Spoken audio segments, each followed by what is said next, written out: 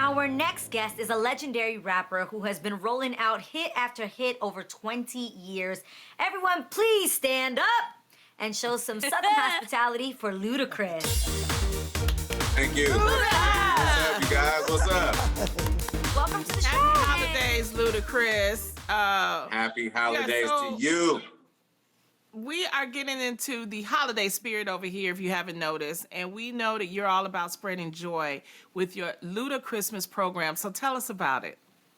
Oh, yeah. I mean, obviously, we do it every year, but this year is even more important. You have people that's sacrificing, paying their bills, and can't afford Christmas. So it's extremely important to myself and my foundation to make sure that we pinpoint individual families that we know could use a helping hand right now, especially with everything that's going on and everything they've been through over the entire year. So obviously that's what Ludacrismas is always about, just giving back to those who need it the most. Fantastic. Absolutely. Yeah, we can't agree more that 2020 has been a wild year for everybody. So we want to know, what was your most ludicrous moment of 2020? Man, I have ludicrous moments every single day of my entire life. It's hard to pinpoint one particular ludicrous moment, but I can say that, humbly speaking, it's actually been great for me. I've been able to take some time and work on a lot of things I've been passionate about, spend more time with my family because I've been traveling for 2 decades straight doing shows and so much. So, for me, I feel like I'm trying to do so much to give back to the world, and I feel like this year has sat me down and allowed me to be able to do that. So that's it. I don't have necessarily a ludicrous thing to say, but I can definitely say that me sitting down is going to be great for the universe and the world for what I'm trying to give it. Put it that way. I love that. Wow.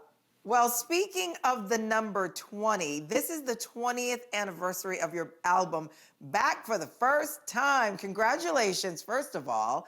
How do you feel that rap music has evolved over the years, Luda?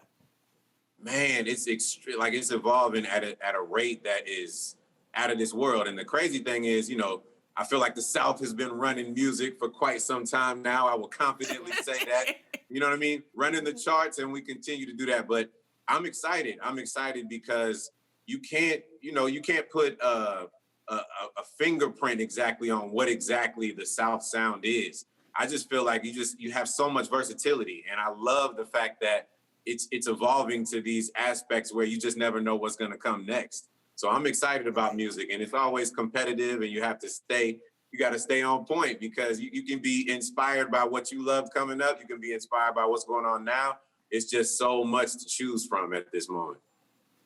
Yeah. And we would be remiss if we didn't ask you, can we expect new music from you anytime soon? Of course. No, I'm working on so many projects. It's crazy when you're doing acting and you're producing and doing all these things. And it's like, I have to go back to what started me here in the first place. This is what got me here. So yes, working on music. Yes. There was a song I put out with Lil Wayne and one with Chance the Rapper that's out now just to hold everybody. But 2021, you can definitely expect some more Ludacris music for sure. Dope. Right. But we are so grateful for the little hold you gave us. Luda, you and I actually have something in common. We both participated in the Verzuz battles this year. You went up against Nelly, and I was Teddy Riley for Halloween, so that has to count for something. What? Oh, did you see me? I was Teddy Riley.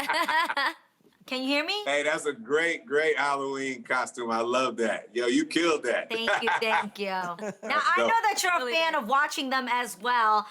Do you like to get involved in the comments, or do you just sit back and enjoy the experience? Oh, no, I'm definitely in the comments. I was a fan of it before they even chose me to be a part of it. And I knew the call was coming eventually. It's like, again, humbly speaking, there's only but so many artists that can do it because you have to have at least 20 songs. So I was like, and Swiss and Timbaland are both my friends. I was like, any second, any day, they're going to call me. But I was a fan of it before then. And yes, I'm all in the comments just because I love it. It's a new sport. And it's like you just never know how it's going to go. It's all about how the people play their cards. But you won that one, though. I love hearing that. You it's won a new that sport. one, and you know you did. You said it. I appreciate that. If you could pit any two people against each other in a battle, who would it be? Who would you choose? Man, that's a hard one. You know what? I would probably go with Lonnie and Jeannie on Girl Chat versus. I think that's the best versus that they could possibly do, to be honest with you. I like that. I'll be all in the comments Who for do that. y'all think would win? Who do y'all think would win that? Ooh. Who you think? Well, Who you? considering I got a champion Jeannie in my talks family, I more. think it's not going to be a losing household over here. I got it. Well, we both got good Wi-Fi. That's the good thing. We ain't got that Teddy Riley Wi-Fi, that Nelly Wi-Fi. That's why you won. That Wi-Fi Nelly had. I was like, Lord, is we gonna ever You get paid to the extra, battle? Luda. Hey, you gotta I'm cut him done. some slack. It was thunderstorming in St. Louis. You gotta cut him a little slack. That's true. That's true. Don't blame the But you weather. didn't cut him no slack that night. I know that much. Okay. Anyway, it was recently announced that the Fast and Furious movie franchise will wrap up after 2 more movies. Now, looking back over the years, do you have a favorite behind-the-scenes moment? Man, that's such a hard question because it's obviously we've done so many movies and there are so many behind the scenes moments. I don't want to get sentimental, but you know, me and Paul Walker's birthdays were one day apart. We were Virgos. We were probably the closest of everybody on set. Any moment that was behind the scenes with my guy, I miss him so much. It's always going to be my favorite memories on this franchise, always. And he just had his 7-year anniversary, you know, of his passing. And, you know, just continue to remember him, follow his foundation. They're still doing so much amazing work. But yeah, man, we all miss Paul Walker. Love. He will be remembered, though, you know. And with that said, you know, just continuing the franchise, maybe having a spinoff movie with your character. Would you be interested in that? Yeah, I mean, whatever the fans want, I'm gonna tell you, like the fans literally drive this franchise.